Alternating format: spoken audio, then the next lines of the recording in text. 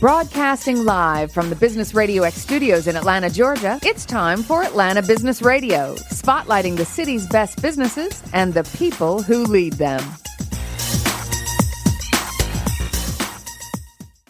Welcome to Atlanta Business Radio. Stone Payton here with you this morning. Today's episode is brought to us in part by ARC, American Reprographics Corporation. If you print with it, print on it, or simply want it printed, head on over to arcinatlanta.com. Or better yet, reach out to Mindy Godwin. Call her directly. Let her know that Stone sent you. 770-394-2465. You're in for a real treat. We got a studio full. We got paparazzi. We got the crowds. We got the photos. And we have three great guests this morning. First up on Atlanta Business Radio, please join me in welcoming back to the Business Radio X microphone, Principal with Carabiner Communications, Mr. Peter Barron. Good morning, sir. Good morning, Stone. It's awesome to be here. Thank you. We are delighted to have you, and it's happy birthday, right? Happy 15th birthday? That's right. We're now spotty teenagers. So tell us a little bit about that and the journey to get there, man. It's been a fun journey. There's 29 of us in the company. We have 25 B2B, mostly tech and life science clients, and we're loving it. We're helping them grow and find customers and clients, and that's what turns us on. We're passionate about that. Now, did you have the foresight, the forethought to go after tech and life sciences, or did you just sort of migrate in that direction over time? Well, I actually sold my last company in 2000. It was called Socket PR, and it was a tech company. So, But I started my career in New York on Madison Avenue doing general marketing, and realized very quickly I needed to specialize. So moved to Atlanta, got a job with a software company, and the rest is history. Kind of turned into a little bit of a nerd. So when you live through history like that, a lot comes and goes. You see a lot of changes. What kind of changes have you seen of note over those 15 years, those trends and things that are different now than they used to be? Probably the biggest software change I've seen is when I first came here, my client was Peachtree Software, and they were going from selling software on kind of a small mainframe computer. The PC was brand new. This was 1985. And I had black hair in 1985. I think we all may have done that. But you went from having software that was thousands of dollars to $199 for lots of modules. And then, of course, when the internet came around, we started to figure out, you don't really need to own the software. You could rent it. So now, of course, with SaaS, it's subscription-based software, and that's completely changed how we get our technology now. And is that is your focus to this day, is life sciences and tech? Is that your lane, kind of? That's our lane. We love it. Business services, too, that support those industries, but primarily those are our clients. So how does that come about? Do you have people out there shaking the trees? People find you because you've been at it so long. How do you get your new business? People find us because we've been at it so long. Plus, our team, there's 29 of us, and all the people in the company are at least 20 years experience and have either worked for a corporation or another agency, decided that they need to do things a little differently. We're a hybrid firm, and so we provide the opportunity for people with lots of experience to work from anywhere they want. We have a flexible office environment. Yeah. So, but it gets senior people in these roles that are very hands-on with clients, and they love that. So I suspect there are roles, jobs, areas of responsibility that didn't even exist in 1985. I don't know, like there are things that you have to include in your campaigns and in your go-to-market strategy that maybe that field didn't even exist, or that area of expertise wasn't necessary. Am I right? There's things. Yeah, social media is probably the biggest one, right? Right. Talk to people without really ever meeting them. Relationships are still at the core. You can't really ultimately succeed and have people believe what you're saying unless there's a relationship of some form in there. And that's been kind of fun to see that evolve. Now, have you also had to change personally? Are you doing less of the work now and more of the recruiting, development, overseeing kind of? Yes, I am. So speak to that transition a little bit, if you will. Yeah. I'm not sure I initially really loved what we call in the business development, but I do now. I just really like meeting people. So I tend to network a lot. I go to things like Venture Atlanta or CEO Council or some of the TAG events, and I love to meet people. And I'm always interested in what they do or what they're trying to accomplish. Some of our clients are startups. Many of them are not. They're high-growth companies. But it's so fun to hear what their challenge is, where they want to go, and I get really wrapped up in that. And that, I think, helps with our business development, too. They know that we can come in and understand where it hurts and what we can do to help. So tell us a little bit about that process. Early in an engagement, when people are just sort of exploring the idea, what are those conversations like? What are those early discussions like? Well, I can tell you specific about one. We got somebody called us from San Francisco, of all places. Wow. There's lots of help there, but why are they calling us here in Atlanta? Yeah. I think probably because of our price advantage. Great talent here, not as expensive to live and work here, and yet we can do the same work that they can get in San Francisco without the competition. So the early discussions there have been around we're not getting the attention that we need from the media. They're very focused on the automotive space. Mm-hmm. We've got a 3D imaging technology. And they've been around for a few years, but they're not getting the attention that they want. They've tried various ways. So there's usually some sort of pain that we can explore. Well, should people be interested in you? What do you have? Is it anything that people want to buy? And if we uncover enough that's substantial value, and then we think that there's a story to be told, we can help them dig into that. A lot of times they're not telling the story in the right way, and so we do a good bit of messaging and positioning work with them too. And if someone from even traditional media, I know the answer for Business Radio X and locally here, but if someone from more traditional media, if they hear from a Peter or a Carabiner about a story that they should entertain, it's a notch or two up in terms of credibility.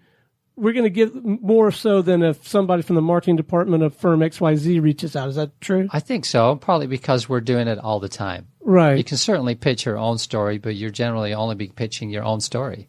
Right. You know, we're doing it for 25 clients all the time, and the relationships are key for us. We're going to be calling them tomorrow and the next year, so we're careful that what we bring to them we think is really going to be good.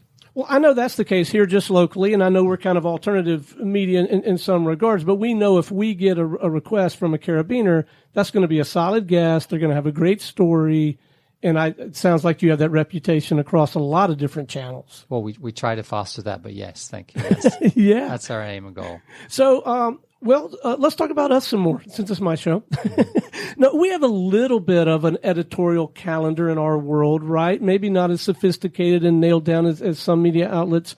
Is there like a season or a cycle to your work as well? Like, for instance, we're kind of coming into the holiday season.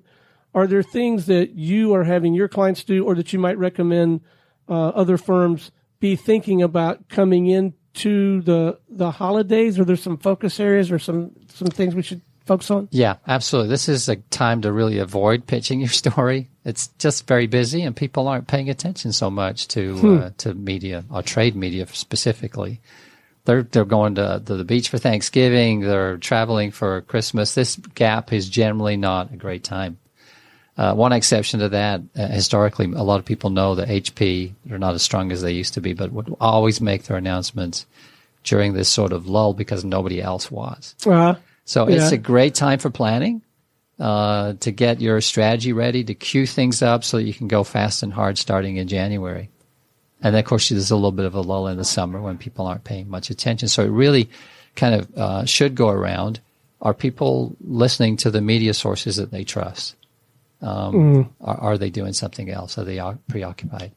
So you mentioned a term, and I don't want to assume here, trade media. Mm-hmm. What do you mean by trade media? Are these the specific outlets that may be unique to, I don't know, the water filtering industry, or like a specific niche? Yeah. So one of our clients, for instance, Ideology, has technology that is used by banks, so they can sign up customers. Well, a lot of times banks, every time they need to know that you are who you say you are. So they need to be able to verify your identity. Well, there's a whole list of trade publications that people in that space read. They read them probably more diligently. And when I say read, it's not paper-based. They're usually online. Right. Before they perhaps would read the Wall Street Journal, the New York Times, our national business publication. So they're staying very close to their trades. And then they're adding to that by understanding what the general business environment is. Okay, that's an important thing I'd like to dive into a little bit. So it's fun, it's sexy, it's kind of exciting to tell everybody at the family reunion or the cocktail party, I got a little write up in the Wall Street Journal, or I was asked to contribute to a Forbes article. But if I am in a specific niche, I may get better results out of something like that, like a trade publication that maybe 9% of the people never heard of, but those are my people, right? Absolutely. You're going to find more customers doing it that way because your customers are also looking for content that is going to help them buy. There are exceptions. One of our clients, Pain Care Labs, appeared on Shark Tank a number of years ago, and it did more for their sales than you could imagine. Right. There are some exceptions. So what do you find the most rewarding? What's the most fun for you now that you're well beyond 15 years in it, but what's the most fun for you? Fun for me is to see a company come in as a client and have their revenues really, really spike, and perhaps have an exit. A lot of them are venture funded, and so they like to take that money off the table, or be acquired. That quite often happens with our clients. That's fun to see that. Then we know that we're doing good.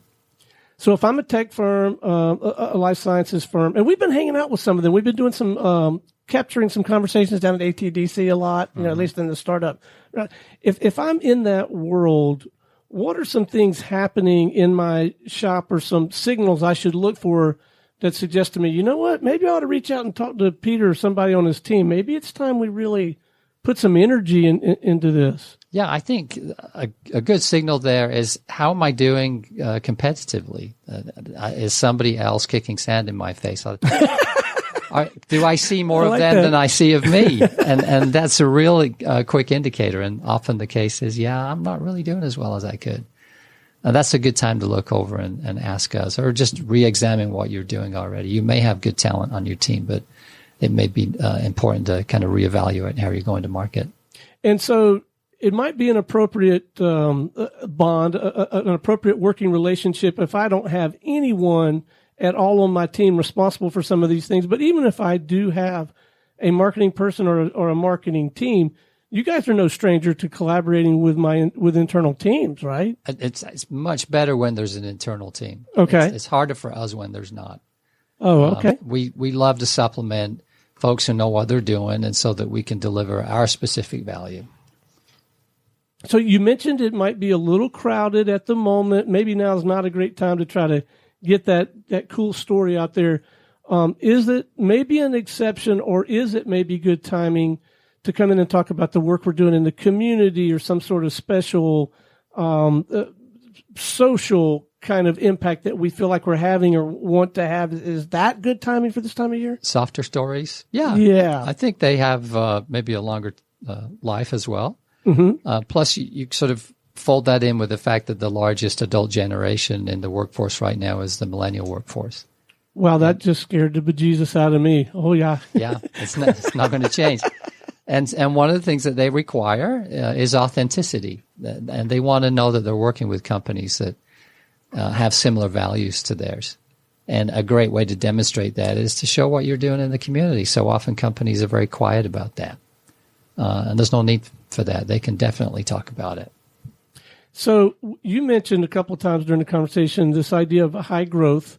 What are some of the challenges that high growth companies encounter that maybe they don't even see coming, that you probably roll your eyes and go, yep, here we go again. I could have told you this was going to happen. Well, there's two sides to that coin. One is that they become very confident in their ability to grow and ignore ones they're getting in the market, thinking, well, I'll just keep moving quick. I'll never look over my shoulder. And that's usually a mistake. The other mistake is kind of that, but a little differently, is you're always looking over your shoulder. You're always worried about what somebody else is doing as they enter the marketplace, and unhinging yourself a little bit from what you're doing. So, so stick to your knitting. That's an old phrase, right? But be aware of what's going on and don't be arrogant. We've seen too many big companies get to the point where they think they're unassailable, and then you turn around a few years later and they're not. So what's next for you guys? Where are you going to be putting your energy going into 2020? You got a few things that's okay to share that you're going to be focusing on? The one thing I can share is we're opening an office in Nashville. That's a great market for us. And there's the hot chicken. Right? I love that. Yeah.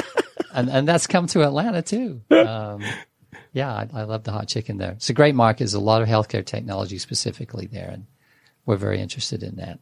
I did not know that. So that's going to be an exciting time for you. And then you've got to eat some of your own chili, right? You got to look out for some of the things that maybe, are a little different as you continue to grow and expand.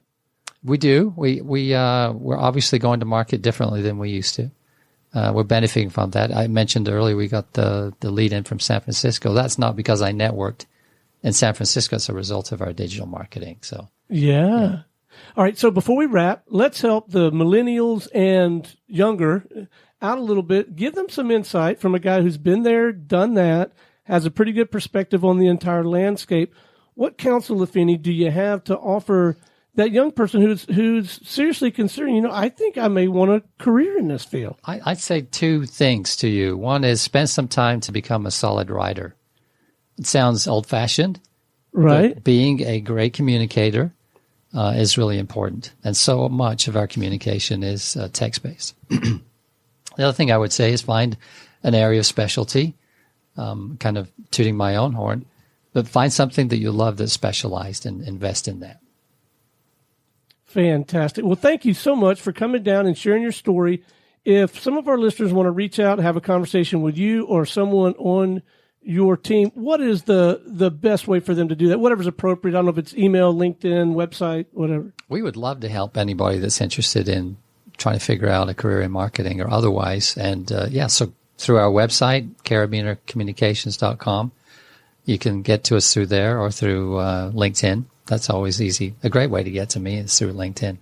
Fantastic. Well, congratulations on the continued success and the momentum, and thanks so much for coming down and hanging with us. Thank you so much for having me. It's been fun. Yeah. Hey, stay with us. We're going to visit with a couple more folks. Yeah, I'd love to. All right. Next up on Atlanta Business Radio, we have with us the owner, the chief cook and bottle washer, the grand poobah of DP Global Media, Miss Denise Powell. How are you? I am great, Stone. Thank you. Thank you for we having are me. Delighted to have you.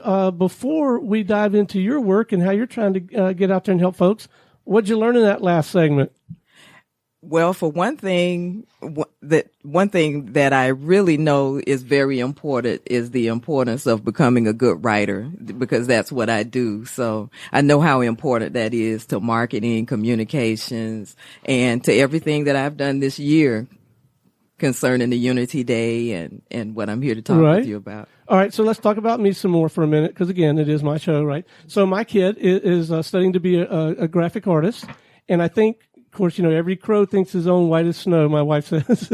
I think she's fantastic. But she did recently have to do some sort of writing assignment. She got some very positive strokes, and she got that same kind of feedback from her instructors at her school that if you can do this and write and communicate with the graphic-y people and the writer people, it's really going to give you a leg up. And it sounds like you two would second that emotion. Absolutely. Huh? Yes, definitely. All right. So tell us a little bit about DP Global Media, mission, purpose. What are you out there trying to do for folks? Okay. Well, DP Global Media is a 5-year-old company, so we're still pretty new. And what we do is make other people look better than they look at the present time. Our slogan is bringing you into focus. And what I primarily work with people on is, if a person needs a new headshot, because I do concentrate mostly on business to business. If you need a new headshot, if you need a video ad that's a professional ad that brings people into your workspace and shows people what you do, that's what we do. And if you don't have a workspace, then we can bring you into ours, where we work at the AEI Startup Factory over in Lithonia. Wow. All right. So your background is you come from behind the camera. You're technician, you know how to operate the camera. Absolutely. Yes. I've been working. My foundation is writing. I've been a technical writer editor for the federal government. Oh for my, you must 20 have years. the patience of Job. Absolutely. I interviewed for one of those jobs. I'm not a good fit for that. It turns out. Yes. But, in my focus there with technical writing and with marketing and photography is really my love. And of course, being in the new Hollywood, I want to sell a screenplay. I want to, Wow. I work on those types of projects for myself and for other individuals, doing short films and what have you. So have you found a lane? Have you found an industry niche or a size of company that just is a super good fit? Or are you still kind of feeling your way in that regard? Or? I would enjoy the opportunity to work more with the governmental entities or, the municipalities. You really are a special kind of person, Denise. Yes. You actually embrace the idea of working with government. I love it. I do. I do. Because I understand it, having worked for the government. I'm a Navy veteran. I was a naval officer. So I get it. And I know that it's an area where they're looking for fresh ideas and coming out of a lot of things are digitized and what have you, but a lot are not. So there's a need there for what we have. And I enjoy working with small businesses and entrepreneurs as well. But I think a healthy balance of that is important if you want to survive as a business. Yeah. So have you cracked the code yet, or have you begun to explore the approach, how to go get that government work? Have you looked into that and gotten certified or exploring that whole thing? Yes, we're working county by county, first going with the counties that are closest around us. We work out of Rockdale and DeKalb County primarily. And so those have really been our focus areas so far. Nice. Okay. So the small business, the speaker, the author, the consultant, the smaller marketing agency, these folks, they need graphic treatment for what they're doing. They probably do need the headshots, the bios, the good, solid, crisp, succinct, compelling writing. So this is right in your wheelhouse, yes? Absolutely, yes. And yes, what we do is it's a full consultation type of environment that we do. If everything from developing the script, if that's what's necessary if that's what the person is looking for a video ad, right. We develop the script, figure out who their true market is so that we can design the ad around that. All right. So let's say you get I have this question. So we're working with I don't want to put a negative pejorative on a certain type of profession, but let's just say totally hypothetically, you get a CPA who is a great practitioner, maybe not so great at delivering compelling verbiage from a script.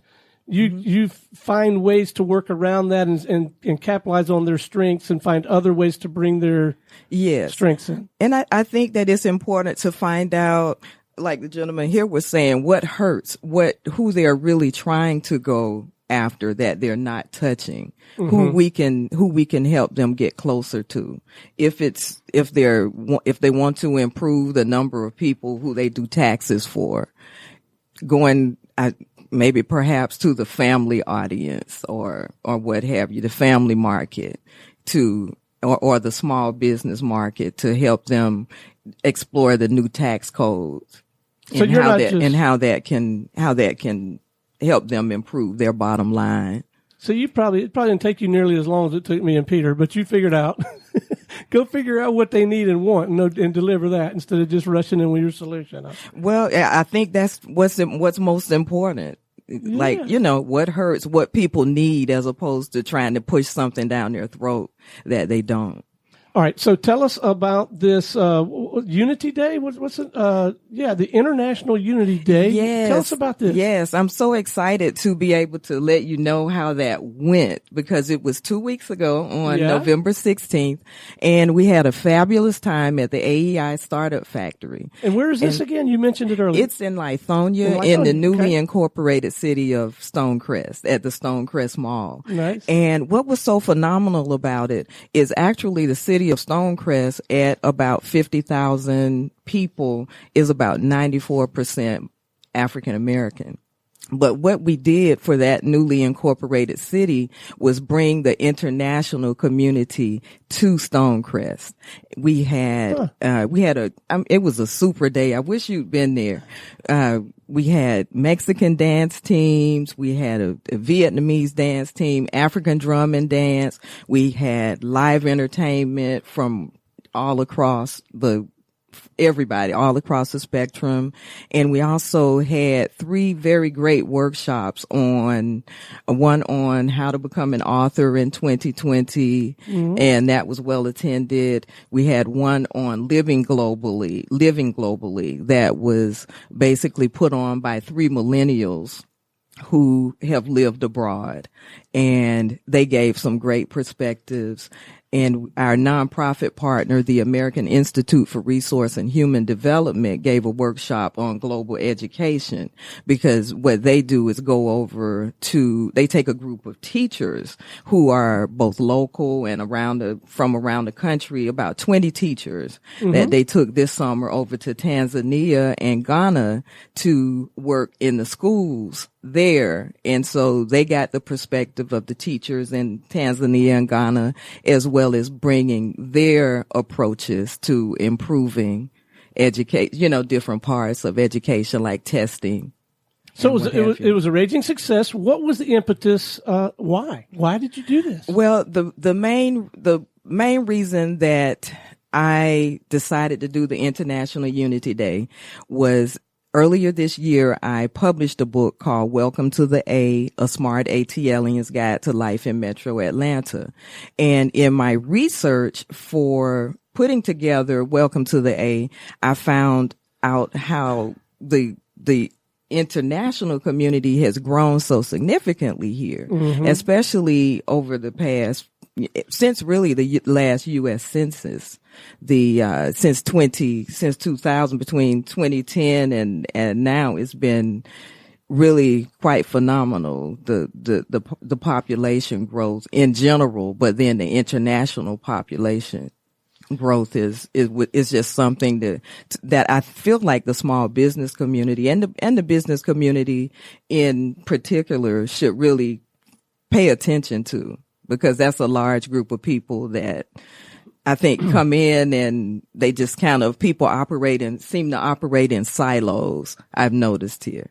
And coming from Florida, I'm a Florida native, people tend to blend more. And so that's my real motivation, is to get people to blend more and to be more for the companies that participated. We had over 40 companies who came out as vendors and sponsors, and they wanted to be a part of this because they wanted to expose themselves to this growing population and this growing population to them. So I would think that this growing group of people represents tremendous opportunity for the small, medium-sized business. And I was trying to put myself in the shoes of some of these folks. If I found myself in a different country, I could see me migrating toward all the other, I don't know, middle-aged white men from America, right? And we'd all hang out at the same place. We'd drink coffee at the same place. Mm-hmm. And so that happens in reverse as well. Oh, yes, absolutely. Yeah.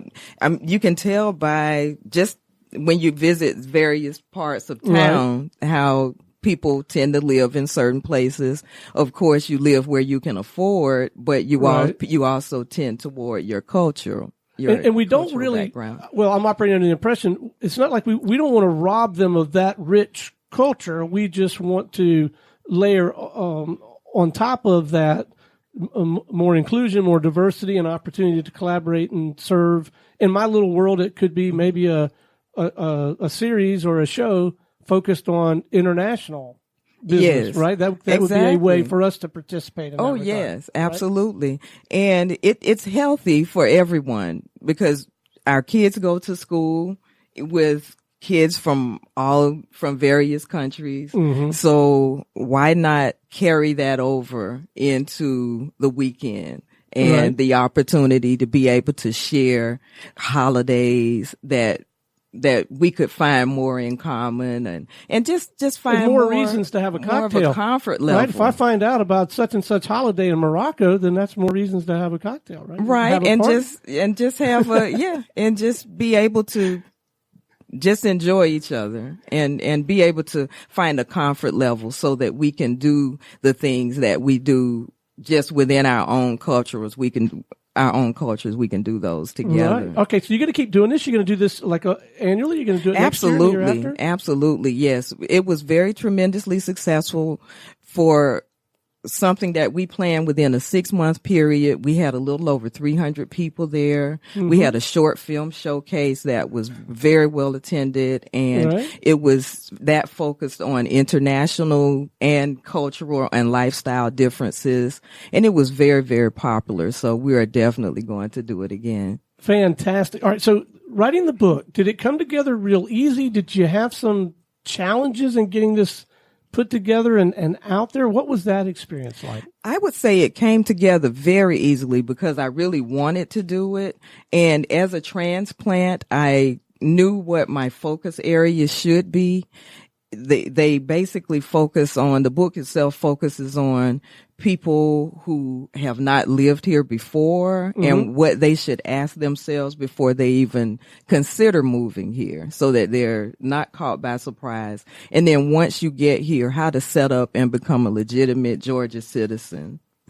And, and that's important, getting your driver's license on time and just operating within the guidelines of Georgia law and what have you, so that you don't incur fines and fees and what have you that are not necessary. And then lastly, once you get here, how to really engage and become a true Georgia citizen by being more involved in the community.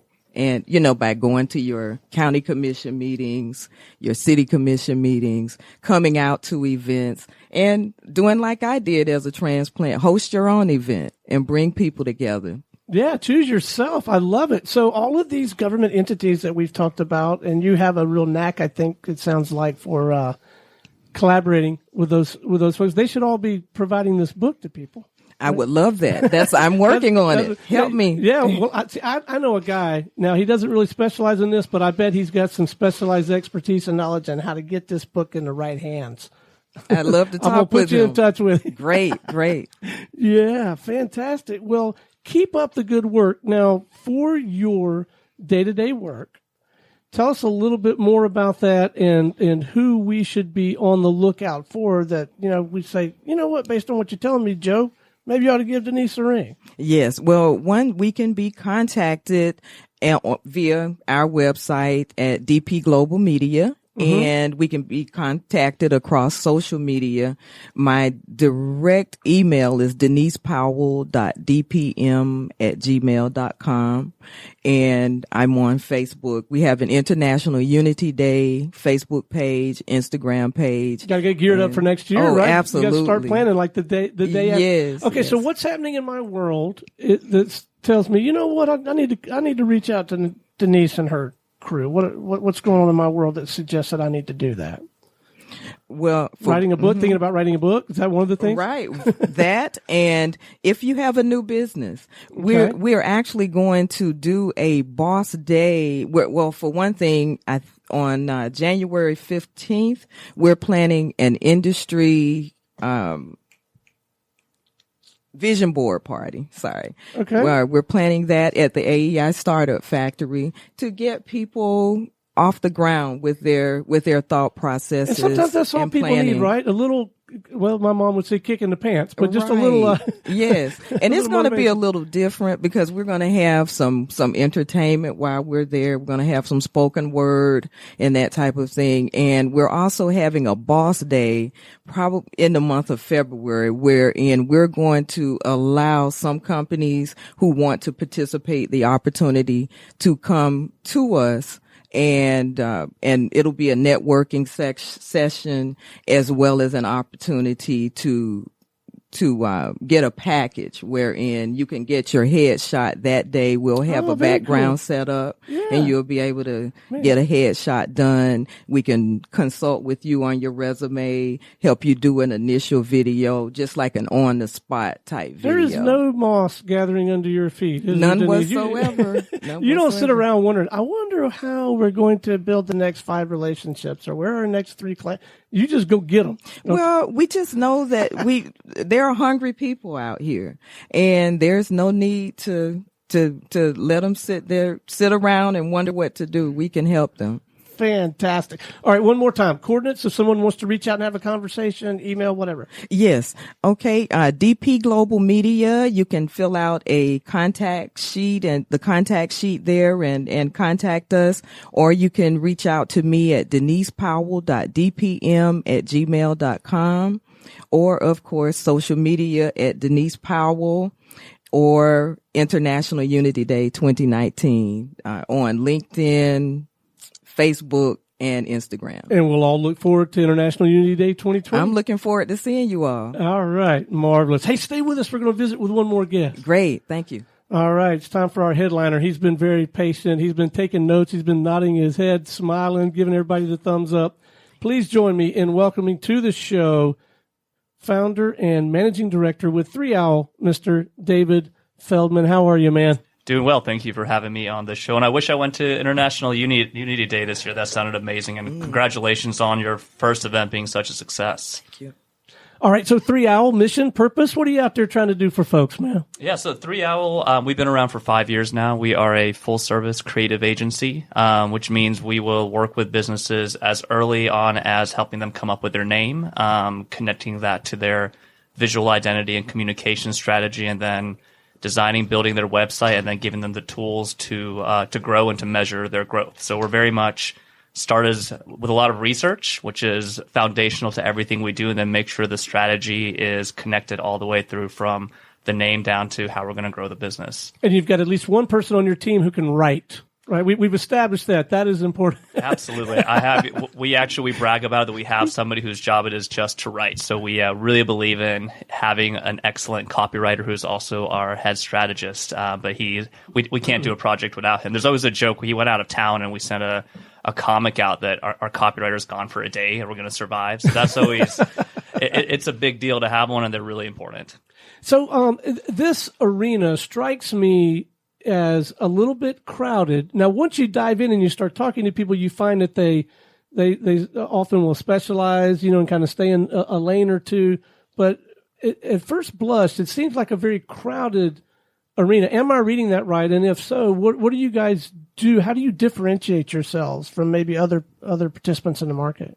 Yeah, that's a conversation we have with our team regularly, is how do we differentiate? And what we're seeing is that there's a lot of silos. So we see creative agencies that will design a beautiful logo and give you a great looking PDF that's got your brand in it. And then we see web design and web development agencies, and then other ones that help you grow your business. But being able to call the shots from the beginning to the end, that's what we really look at. So we really focus on how can we connect everything. So for us, let's say you need a new name. We make sure that there's no namespace clutter. So once you have an Instagram account and a URL, you're already set up to beat the game with your search engine optimization by owning the URL. We make sure that your visual identity will connect to your website, and that it's going to be developed well and it's going to work well. Really, for us, when the website launches, we say, hey, this is day one. A lot of folks will say, here's your site. Good luck. I'm already talking about phase 2 and phase 3 with all of our clients. So what comes next? We're setting you up for success with a communication strategy. We're setting you up for success with a great website. And something we do when we look at websites, and I've been preaching about this, we do a lot of stuff on WordPress. WordPress used to be a blogging platform. It's turned into a content management system, which is kind of how people see it.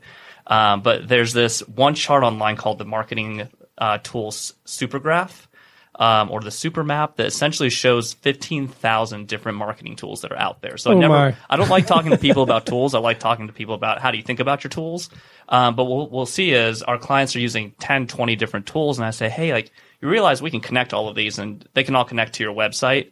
Right there, you can monetize how many hours you're saving a week, a month, a year to actually think about your business. So something that we'll do in our research is figure out for our music venue clients, for example, hey, it looks like you got tickets selling on Ticketmaster as well as a local company called Fresh Ticks. We did this for a client called Center Stage. How many hours is your really smart marketing person doing data entry? So we were the first team to actually connect Ticketmaster, this international company, and Fresh Ticks, this local company in Atlanta, have the two systems talk to each other and automatically populate the site. So we built a brand for them. If you go to Center Stage, you'll see our branding everywhere, the whole visual design system we built.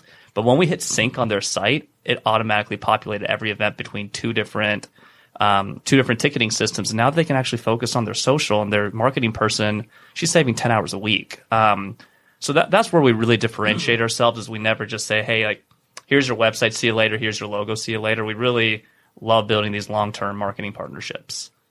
So as an entrepreneur, I'm the number 2 guy in kind of a small media firm, and we're growing. To me, it's a lot of fun. I really enjoy having conversations about marketing and growing and some of the creative stuff. But I guess more recently for me, the more sobering reality for me is I'll call it the price and risk of failure. Like, yeah, it's fun and sexy and we hope we get it right.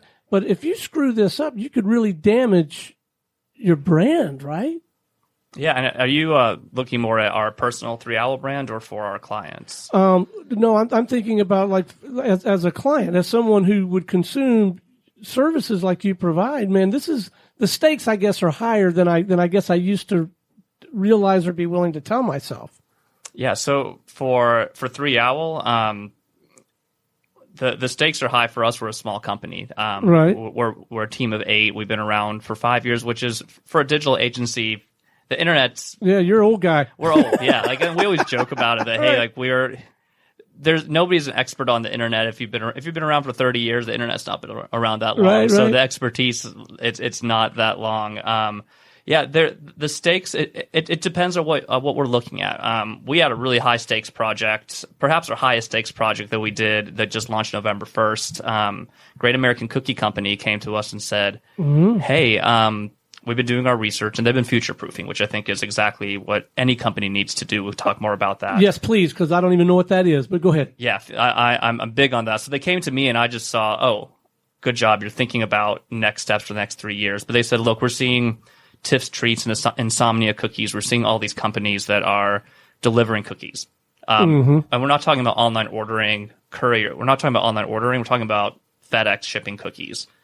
So we're seeing this growth with all these companies that are shipping overnight all across the country. And they said, we want to get into that market. We ship raw dough to all of our local stores, but I want somebody to be able to go online, order a box of cookies. We want to bake it that day and ship it out. And this was in August. They reached out to us and they said, strategically, we want to hit the holiday season. And I did the math. I said, that's 10 weeks from now. But you're right. You should hit the holiday season, and we can do it. So that project was kind of make or break. We have to launch November 1st. They need to hit the holiday season. Everything needs to work. And that project I loved because we had to connect so many different systems, including having our website talk to their plant to make sure that they knew how many pounds of cookie dough to roll out that morning when they were going to bake cookies so there would be no waste. So what we brought to them was a lot of experience in connecting systems and knowing that we couldn't have any unknowns going into the project. So we did as much as we could in parallel. Our development team and our design team and our photography team all worked at the same time. And in the end, we had 2 weeks left to test. So I was able to go on to our site and ship my parents some cookies and say, hey, how did the packaging look? Did the message I write you appear that I wrote on the website?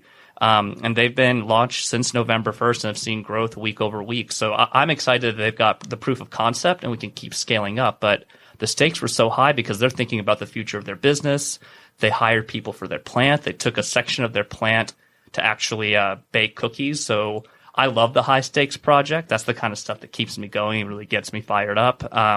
But the success was there, and we can talk about future proofing there too. Well, I would like to in just a moment, but going back to high stakes. So high stakes for you as a firm, and obviously it's going really well. High stakes for Great American. I mean, they've got a nice established brand, and if they'd have gone to, Stone and Joe Creative, the whole thing would have blown up.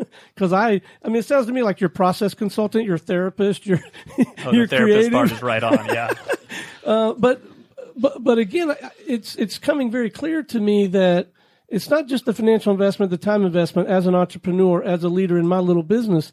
Man, I got to make the right decision on who to work with on this kind of stuff. These are very important decisions, and it can't be just based on, I really like that guy, and that, this is a very important set of decisions for business people to make. Yeah, it is. And that's with that project, I kept thinking that if they went to just a web design team, they could have had a site that looked really good.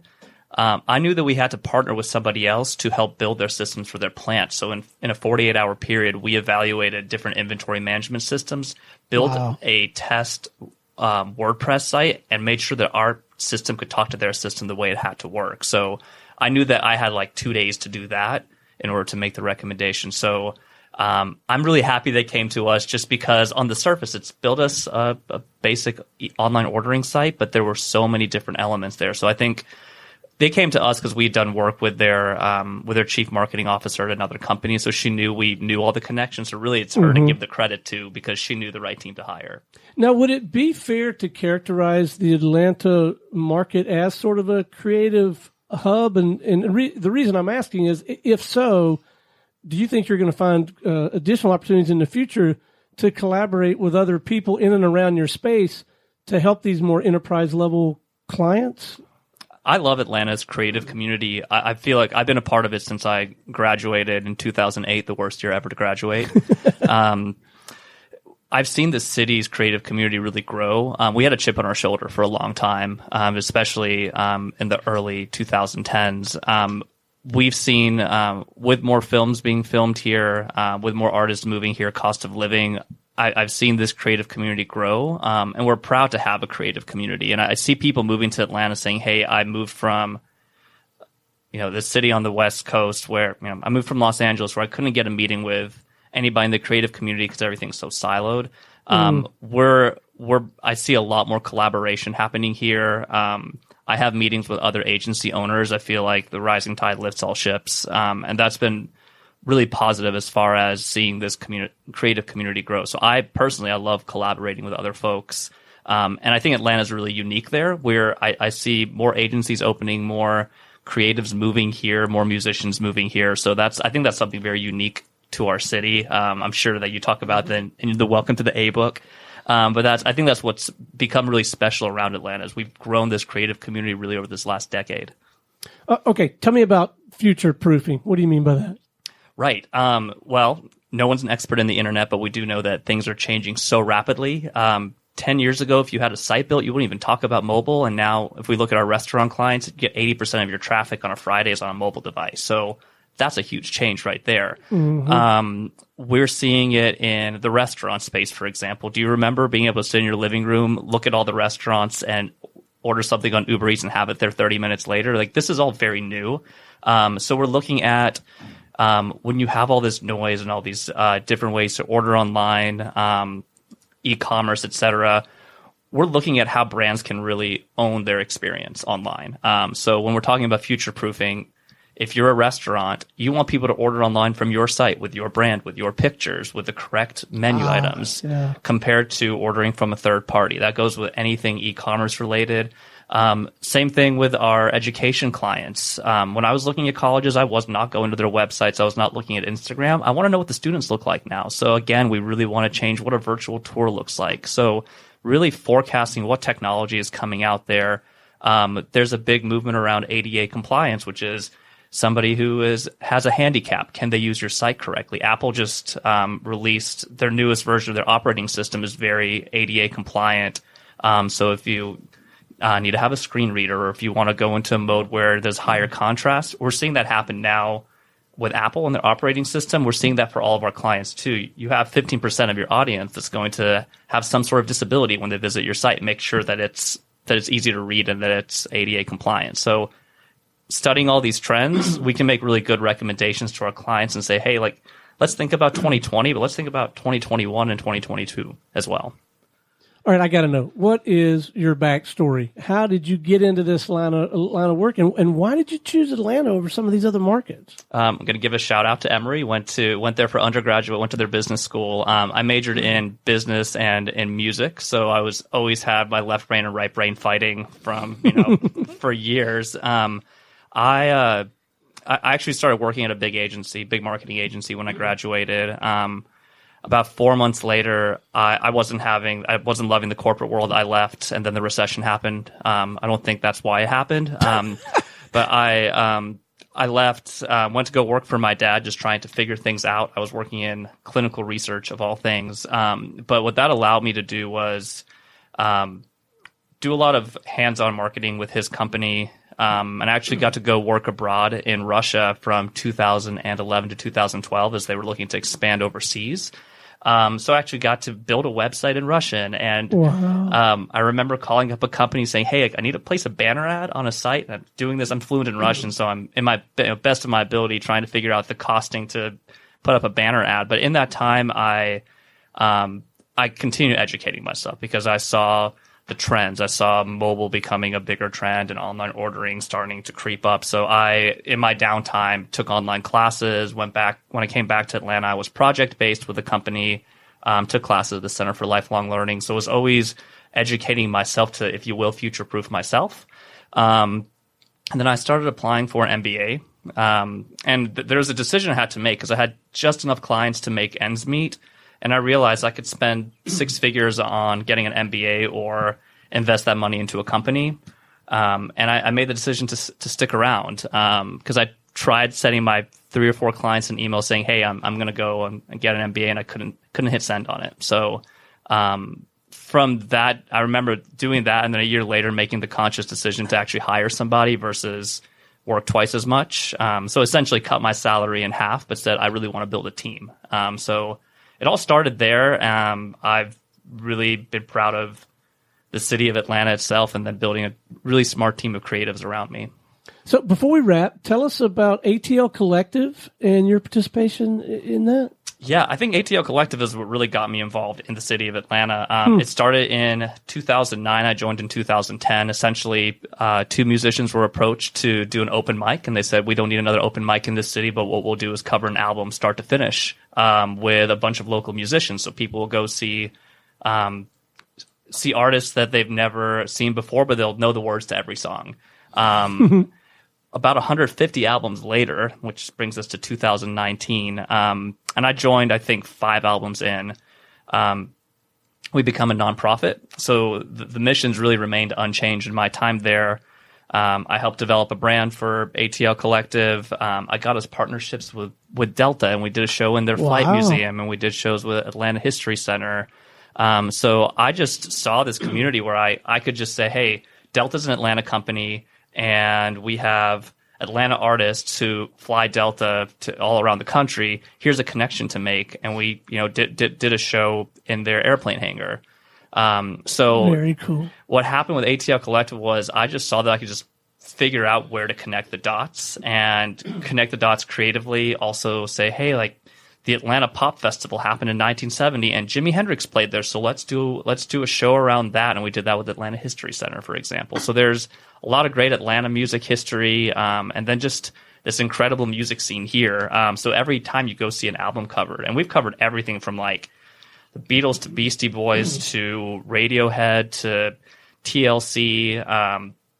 So we do this huge range of music, and every time I bring friends to a show, they're like, are these all Atlanta musicians? How are they not famous? And that's always the same reactions. We have such a rich music scene. So that's really given me a lot of faith in just the creative community of Atlanta musically, as well as, what I'm seeing in the marketing and advertising community. Quick plug, we're doing our 10-year anniversary party this Thursday at Switchyard's Downtown Club. If you go to atlcollective.org, you can buy a ticket. 3 Owl actually did the new brand for ATL Collective as a pro bono project. It's something that we really believe in. Every year we're picking a nonprofit to do a full rebrand and website pro bono. Really? So ATL Collective was our client for 2019. So we'll be unveiling that this Thursday.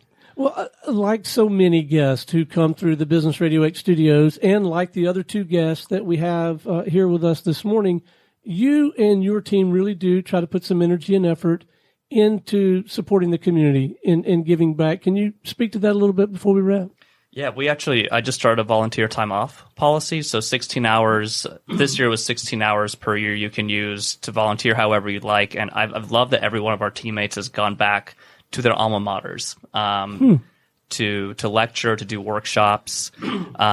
We also have a partnership with the New School Atlanta, which is a high school here in Atlanta. And we'll have their kids over for workshops. We'll do lectures there. I go back to Emory's Business School and lecture regularly there too. So I really believe in education and giving back that way.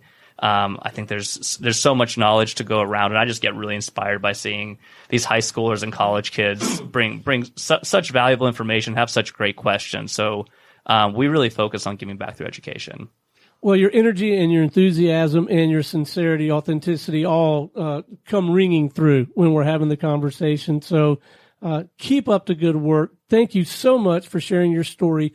Where can our listeners reach out and talk with you or somebody on your team about 3 Owl or any of these other topics? Sure.